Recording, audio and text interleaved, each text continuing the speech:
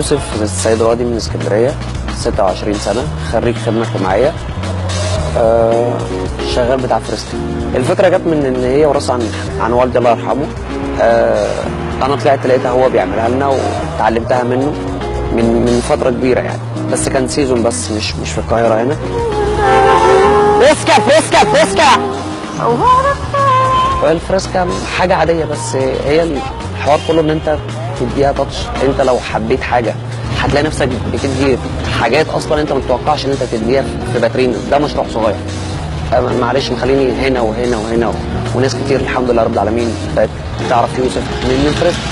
بوكس عادي، صندوق صغير فيه شويه حلويات مولد ممكن تجيبهم من عند اي حد. بسكوت بالعسل ماشي، بس ممكن اعزمك عليها يا اخي طبعا.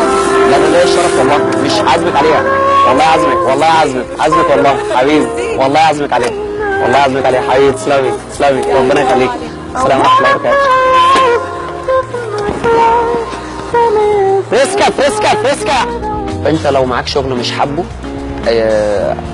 حاول تحبه قبل ما تلاقي حاجه اللي انت عايزها. يعني اضحك على نفسك وقول انت بتحب الحوار ده، واضحك وبتاع مش عارف ايه، هتلاقي نفسك اصلا بتعمل حاجات جديده فيها.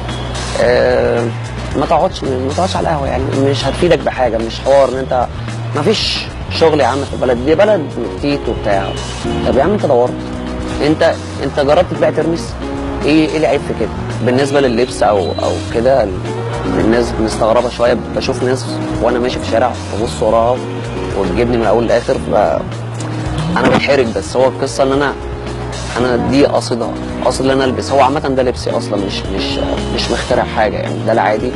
بس هي القصه ان انا انزل كده من البيت بجرافطه بقى ولا ببيونه ولا مش عارفه ايه ولا بتاع، دي قاصد ان انت مش عشان تبقى بياع او تلبس اي حاجه. وبعد كده الناس بقت التفكير بتاعها بقى يتغير، الاسلوب او الشكل معاهم او لبسي او المزيكا بتاعتي ابتدت تختلف مع الناس.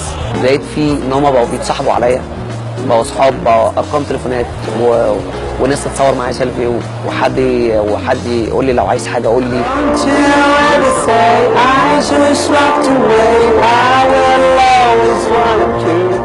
نفسي اجيب شقه واتجوز زي اي شاب واعمل حاجه لاخويا ولوالدتي.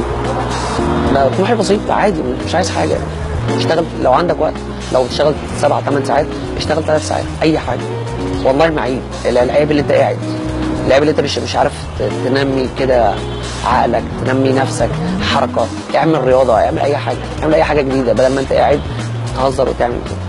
قوم اشتغل حاجه بسيطه هتفرق معاك. حب الحاجه هتلاقيها بتحبك كده لوحديها، حتى لو كانتش حلوه.